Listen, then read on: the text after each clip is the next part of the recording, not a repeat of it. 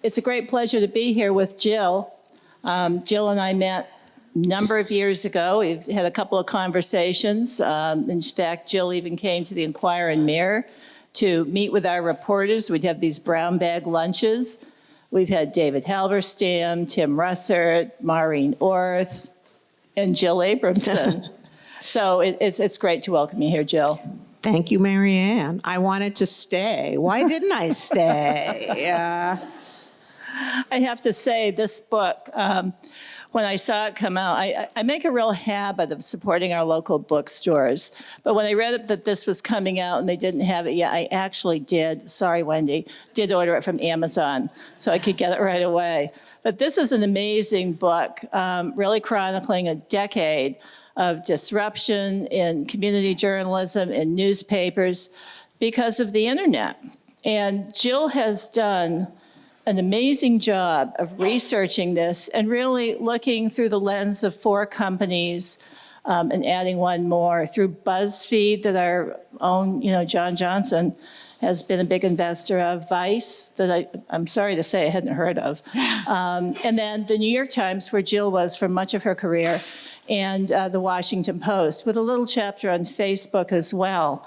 So, Jill's no stranger to Nantucket. In fact, she got her first start in journalism here in a way. And how was that? It was great. It was my launching pad. And for the particular reporting assignment that was my very first, I didn't have to move off of the porch of the little house that my parents were renting here. It was the summer that Joe Kennedy had that terrible Jeep accident in which, a girl riding with him had been badly hurt. And just like on Thursday, there were no ferries going, obviously no planes flying. And so the news media couldn't get their people onto Nantucket. And just through a friend who worked as the manager of the Boston Bureau of Time magazine, she knew that the Abramsons were in Nantucket for the summer. And she tracked me down and said, if you can find anything out, you will be golden. And, as it happened, my parents had become good friends with a doctor on the island, and he was, of course, the soul of discretion, but his wife was very chatty. And so the weather not being great that day, the men, my father and the doctor, went off to scrub the boat or do something Nantucket manly. But, my mother and the wife of this doctor were just chatting and chatting and knocking back some cocktails. And all I did is listen. I heard the whole horrible story of this, really quite tragic event. And then the second this woman was gone, I called my contact in the Bureau to explain, who this person was and how I knew this information. But that was my big scoop, was not moving from a chair on the porch of our little house on Swains Wharf. So I was rewarded when I got back to school in the fall with a stringer's job. To do part-time reporting on newsworthy subjects going on at Harvard. And you told me you're not on the Crimson, you were on a different paper. I was on the much less rigorous Harvard Independent, which was a weekly. A weekly paper. Weeklies are good. You can go in depth. And then your career from there, we'll have you reading a little bit, but... Well, I wanted to talk more about my career here. Oh, please do. You and I share another job. We both worked at a rather infamous place. Not together. So I was living with my parents that fateful summer that I became a reporter, kind of, and I had 2 jobs. By day, I worked, some of you may remember, there's a Hickory Farms cheese shop here, so that was my day job, and my night job that I hitchhiked to was as a cocktail waitress at Preston's Airport Lounge. One of the great dive bars of America, which sadly burned down. And that job was instrumental to a different part of my education, because the Jill rule at Preston's was that if anybody ordered a drink I hadn't heard of, I took a sip of it before I served it. So, no. I mean, I have tried very hard, every year to get back here. I've visited in the winter, and, I have had the privilege of speaking both at the Unitarian Church as part of a speakers series and also at the Athenaeum. And, I was just thinking, Marianne, on my way over here, that the talk that I gave at the Unitarian Church was about the threats to freedom of the press back during the Bush years after 9/11, when various, the clamping down of civil liberties was going on. But in many ways, and I was very worried about it and trying to, connect with the audience about how worried they should be about that. But it's kind of child play It's a little different to now. what's going on now. The Bush, they weren't talking about fake news back then. Right. No, we were not. They were not. They were not. So your path up through, you were in the news business, what, about 40 years? Yes. Yeah, about that. So from Harvard, looks like you worked for Time in a couple of magazines, but then you were at the Wall Street Journal. Yes. At the Wall Street Journal. And did you work with Dan Pearl? I did. Not all of you may remember who Danny Pearl was. He is a great young journalist at the Wall Street Journal, and he and I did quite a few stories together in Washington, where we both worked for the Journal. And then Danny became a foreign correspondent, and he was in London, and then after 9/11, he was moved to Pakistan because he was going to be covering all the trouble in Afghanistan. And he was kidnapped in January of 2002 and killed by an Al-Qaeda. Journalism has always, for foreign correspondents, in areas of war and areas of turmoil, has always held an element of danger. But now we're seeing it sort of coming back home as well. There have been more threats to journalists. There definitely, and Katie Tur of NBC News, who covered the 2016 election, was often traveling with Donald Trump when he was a candidate. NBC had to get private security for her because the crowds, Donald Trump likes to point out when he has rallies exactly where the press is. And, for some reason, she was the focus of a lot of the anger that was directed at the press, and she felt, in physical danger. She's pretty intrepid. I know her. So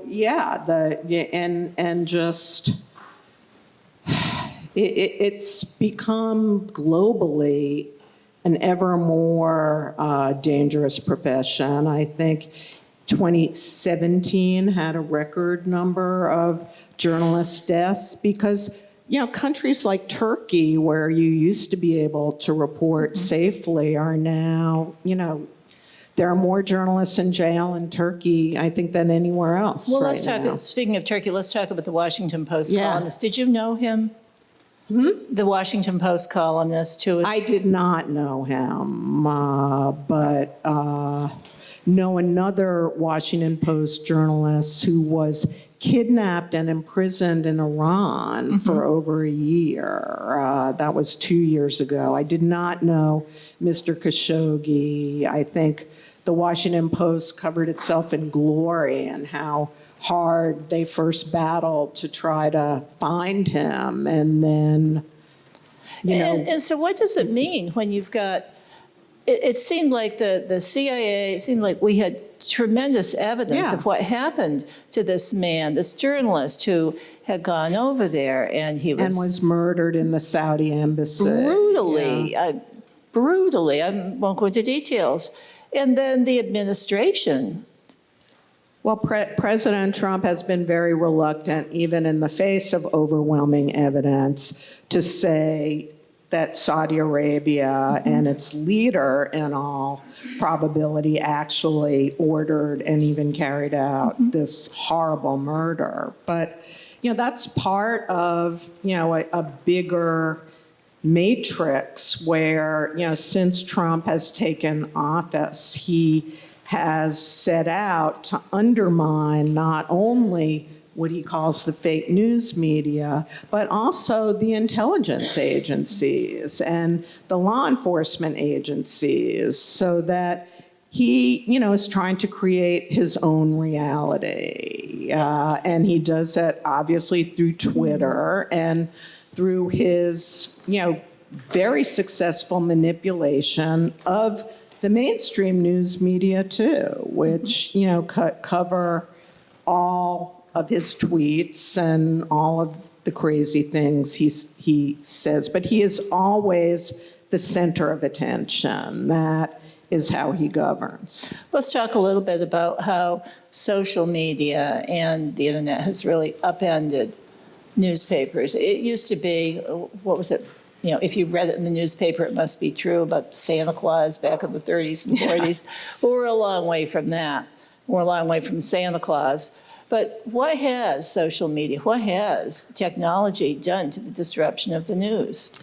Well, it's completely upended the business model for news and how news spreads. It wasn't that long ago that, even on the New York Times website, that, the audience was directly coming to the Times and looking at the hierarchy of news and articles that Times editors had chosen and thought, were deserving to be on the homepage and highlighted because they were important.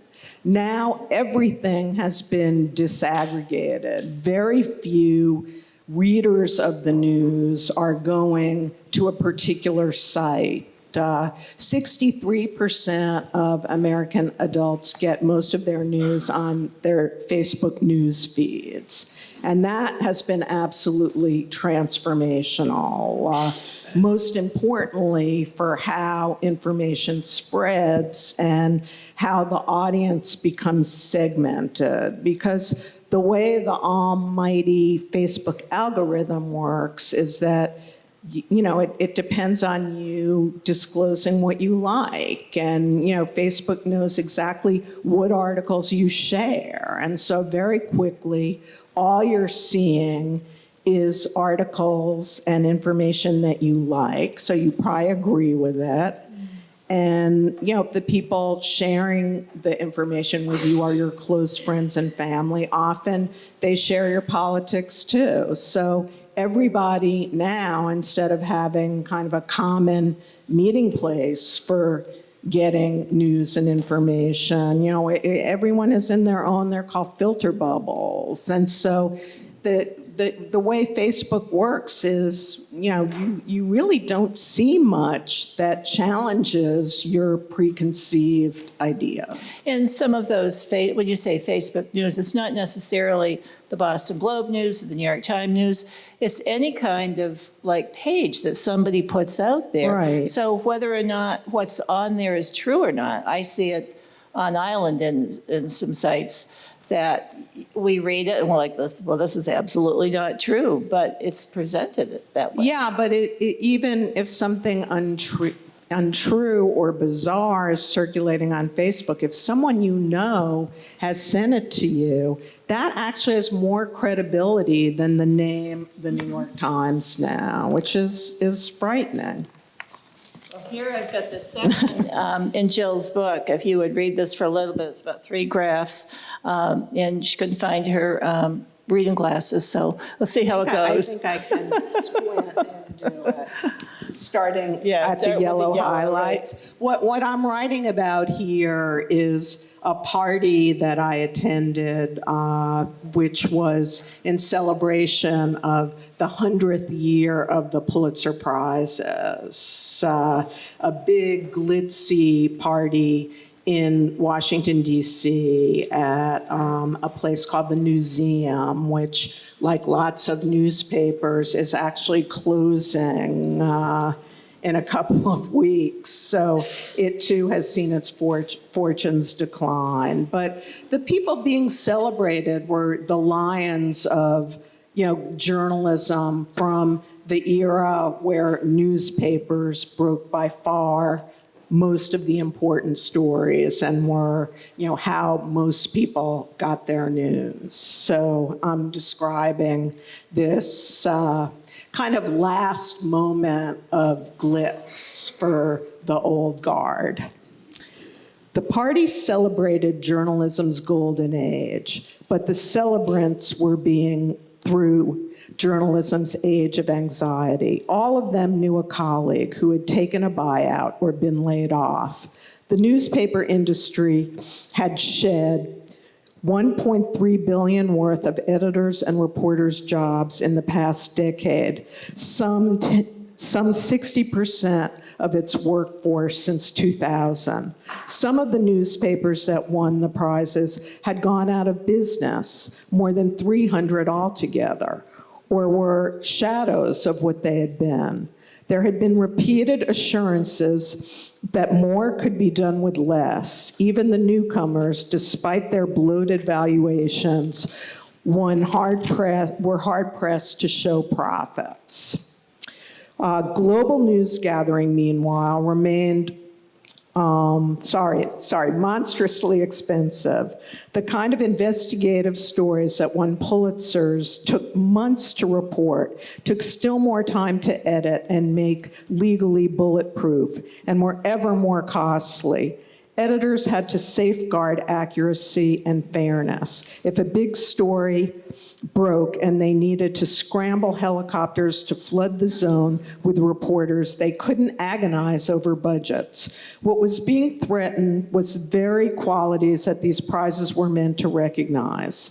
What was at risk was was bigger than just one industry. It was truth and freedom in a democracy, in a democratic society, an informed citizenry, and news sources that were above politics in their reporting.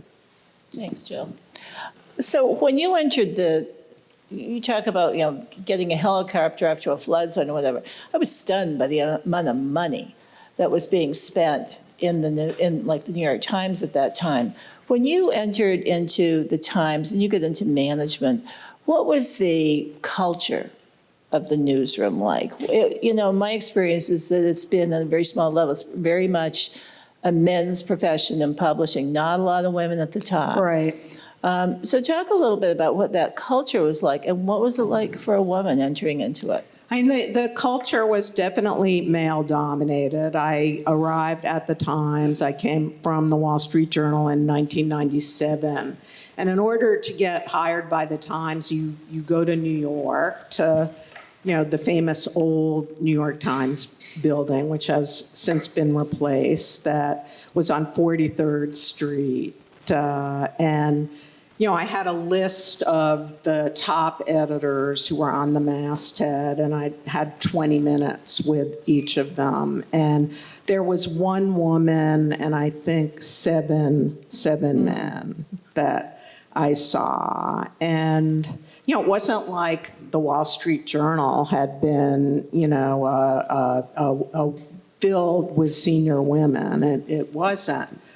But, the culture back then was if you got to the New York Times, which certainly everybody at the New York Times thinks is the best newspaper in the world, you were going to spend the rest of your career there. I mean, why on earth would you ever want to leave? And so people devoted their lives to working at the New York Times, and it was very much part of the identities of the reporters who worked there. Their names, in many ways, when you would hear them on the telephone, were less important than this is David Sanger of the New York Times. And, what that completely changed in a world of social media and domination by Facebook, because if the news is no longer seen as a package, a coherent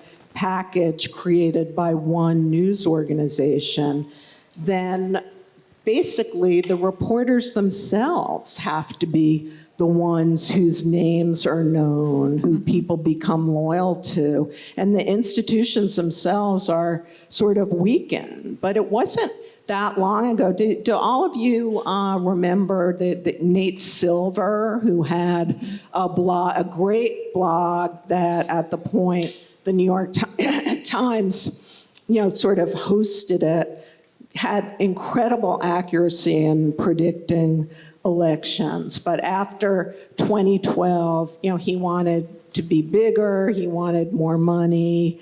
And his lawyer came to see me. And this was, right after the 2012 election, so not that long ago. But, the lawyer strode into my office and said to me, my client is the belle of the party. I represent the prettiest girl at the party. And I looked at him and, in a very Jill Abramson, direct, stern tone of voice said, "Oh no, the New York Times is always the prettiest girl at the party." And, now, I still do believe it's the prettiest girl at the party, but, one can't be so certain. I have to ask you a question. Do you have the New York Times logo or something tattooed somewhere? Somewhere I read that. Is that true? I have I have 4 tattoos. You have 4 more than I do. And it's pretentious to say this, but I think of them as like my personal hieroglyphics. Okay. I'm not going to write a memoir about my life. So, when I moved from Washington back to New York to become managing editor of the Times in 2003, I wanted to get a tattoo. And I wanted it to be, because I'm a born and bred New Yorker, I wanted something about New York. Not an apple, though. Who would want an apple tattoo? So, I thought and got a New York City subway token. Oh, wow. As my first tattoo. And then 10 years after that, I just went wild. And I got 3 more, and one of them is the Times T, the Roman type. I want to ask you where it is. Huh? It's on my back. Okay. Very cool, very cool.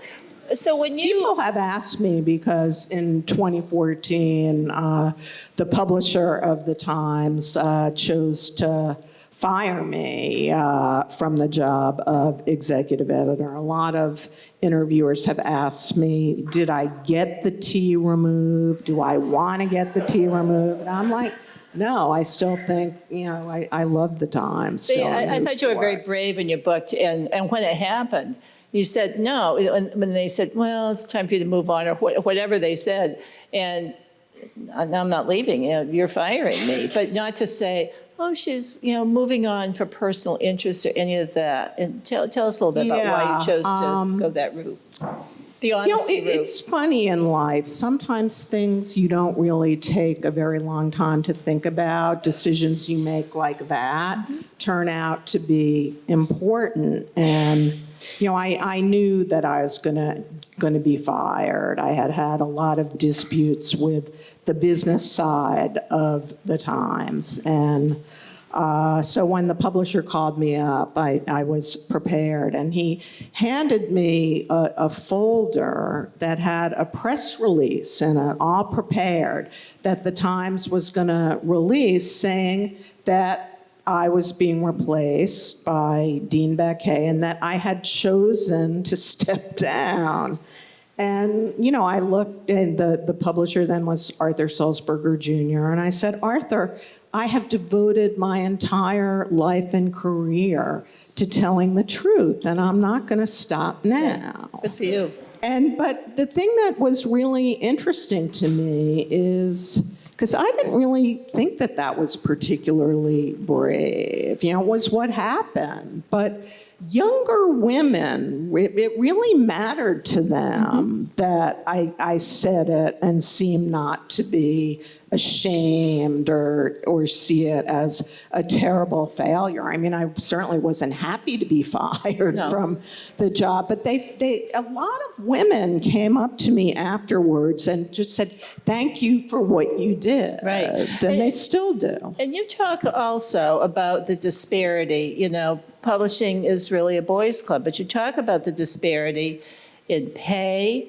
and in perks. You know, we're always reading and hearing on the news that women, I don't know if we get 78 cents to the dollar or whatever, but there really is a discrepancy there. I had written something, very briefly, I'll say something about something I wrote in the paper about probably in here and there about this, you know, lack of parity in pay. And we got a letter to the editor from somebody who said, yes, because men deserve more. And I was pretty astounded.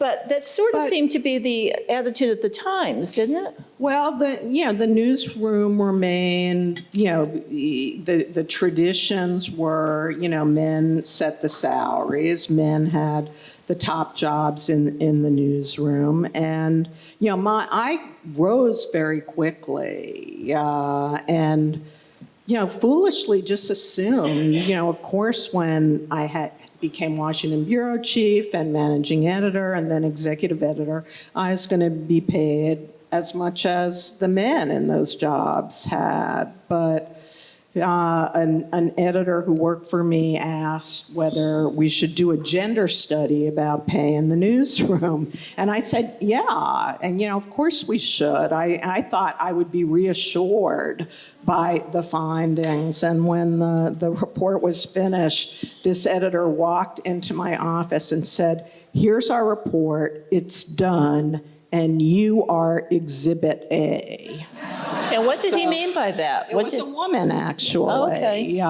And what did she you meant, find out? like, look at the history of your pay, Right. and you know, it isn't what it should have been to be at parity. But the main problem, you know, but besides pay, and I always tell any audience I'm speaking to now, I mean, I was really foolish to when the job of executive editor was offered to me by Mr. Sulzberger in 2011.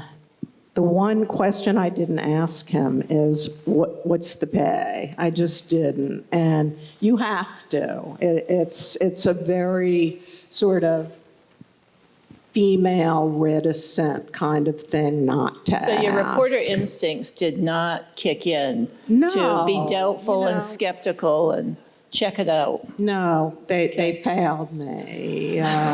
They did. Yeah. But, you know, one other problem at the Times, and this is true at all of the most prestigious news organizations, is that, you know, the top editing jobs in TV, the executive producers, the people who are actually choosing the most important news stories of the day were by and large and overwhelmingly male. And, you know, working at the Times, both in Washington and being managing editor for 8 years, there was no doubt in my mind that there were so many qualified women who were ready to have these top jobs that, you know, when I became executive editor, you know, after year one, the masthead, which is the names of the most senior editors that get printed in the paper every day.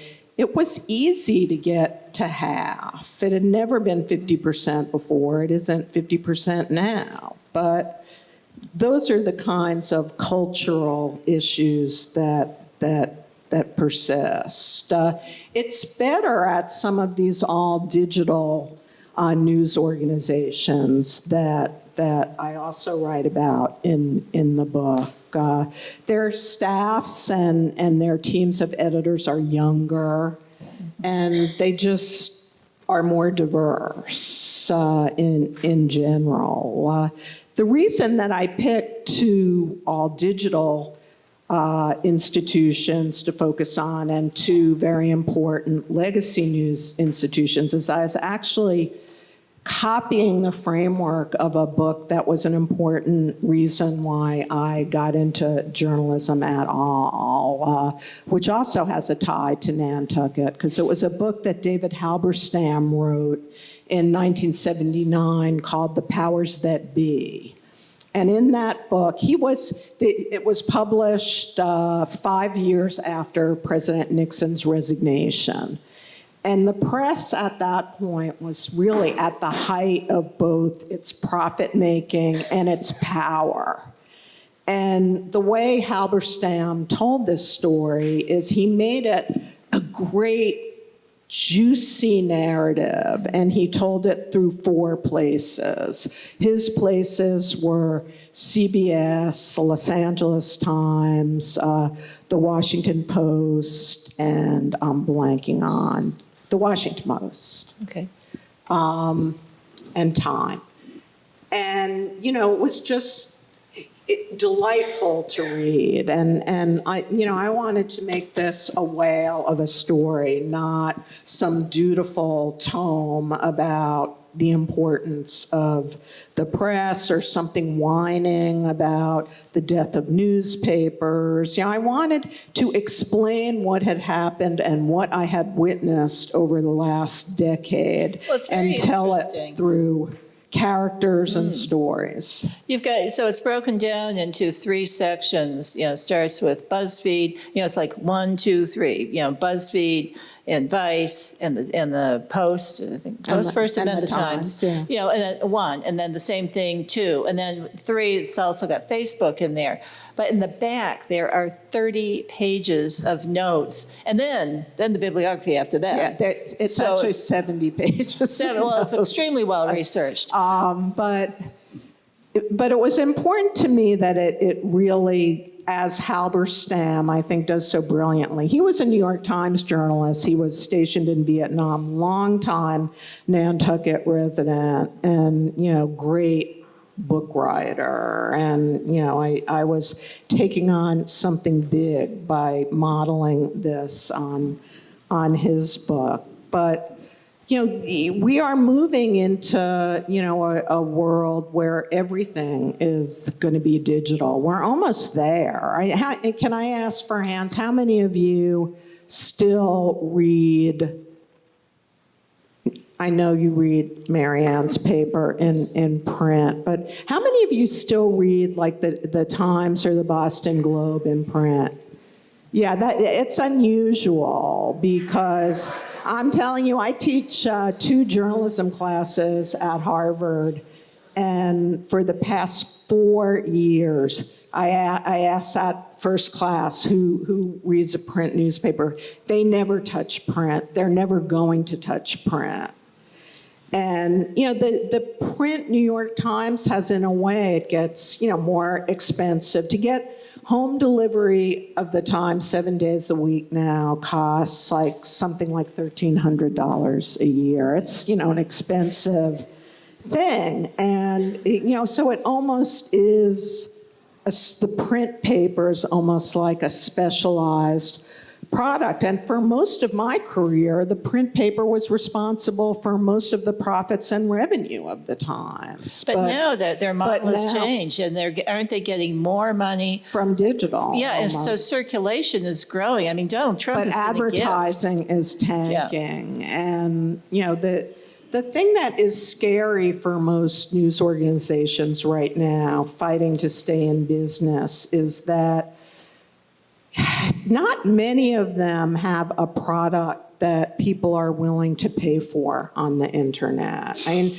the Times, the Washington Post, the Wall Street Journal, the Economist, they are, so good and have such original news reports that no one else is providing. And so their audiences will pay. But by and large, the ethos is still the web. News wants to be free on the web. So what's interesting in your book is Chapter 3 in the Washington Post, and that's with Jeff Bezos, with his acquisition, and putting his resources into play to make that robust digitally, right. Because that looked like a newspaper that was about to It was end. Really, when I was still in Washington as bureau chief of the Times, it had declined. It went through 7 series of layoffs and buyouts. I mean, this was the paper of Ben Bradley and Woodward and Bernstein, and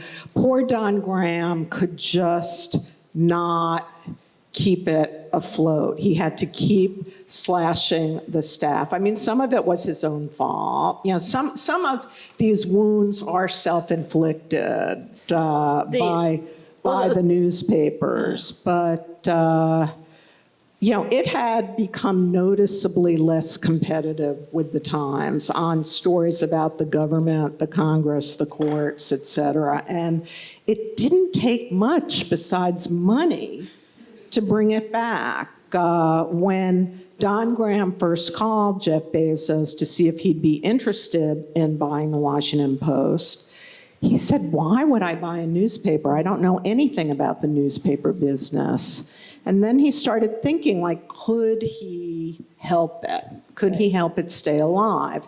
And he decided he could, and he promised Don Graham and Bob Woodward, who dealt with him in the pre-sale period, that he would provide the runway, the money to be a runway so that the Washington Post could take off again. And certainly by the 2016 election, they were back in full form. Right. But, the model of having billionaires zoom in to rescue you isn't universally applicable. I mean, it's happened, I'm glad it happened in LA, and so far that paper seems to be improving. Rupert Murdoch bought the Journal. And I think it's a better newspaper since he bought it. Yeah, he hasn't, hasn't really, it was always a conservative editorial but it's page, gotten more lifestyle, and I don't look at the editorial opinion page because it'll make me crazy. But the lifestyle, I have to say, I think the Wall Street Journal Weekend is more entertaining to read than the New York Times, Sunday Times, which, although I still buy them both. But we've seen where investment has been made into newspapers. They have come back. There's an example of out in Western Mass. What has been the best thing for newspapers? The gift has been Donald Trump. I'm serious. CNN, which was struggling before 2016, has made billions on, all Trump all the time. He does get an audience. And, people were angry during the primaries when CNN would show an empty podium waiting for one of the Trump rallies to start. But people loved watching him, and they still apparently do. And the Times, has almost 3 million new digital subscribers. They call it the Trump bump. The Trump bump. I have one question for you, Jill, and then we're going to open it up to the audience because I'm getting the high sign. Oh, we're almost out of time. But I have to ask this question. So why are newspapers, whether they're in print or digital, why are they important? Why should the community care if they have one? They're vitally important, number one, because they still break the most significant stories. Number two, And I said this at the Unitarian Church. You know, the founders of our country were deathly afraid of authoritarian power. You know, they had rebelled from the king. And they saw the press, newspapers, as the bulwark, the protectors of the people against, you know, against abuse of power, basically. So they and have power. without newspapers and, you know, investigations into local corruptions, you know, zoning boards, whatever, how are the people going to know? They're not going to know. And so that's why they're so important. Okay. We're not going to do a lightning round of Well, questions. yeah, so Mary says we have one question. A couple of questions. Make them Lightning round. Make them a real question and really good.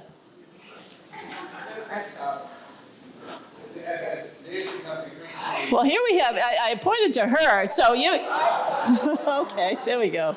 So do you think that local news is in crisis, inking or notwithstanding? And what do you think is the cure for that? Do you think there's a path out of that? That is the one, I mean, it's a great question, which was, you know, it's called the news desert. You know, now 1,000 local and community and regional papers have closed. There are many state capitals now that go uncovered, many city governments that maybe have one reporter where they used to have 6.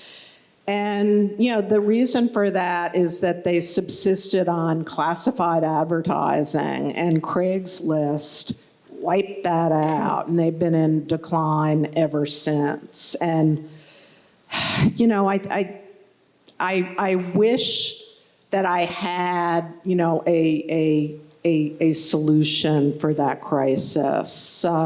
Nonprofits is a partial solution.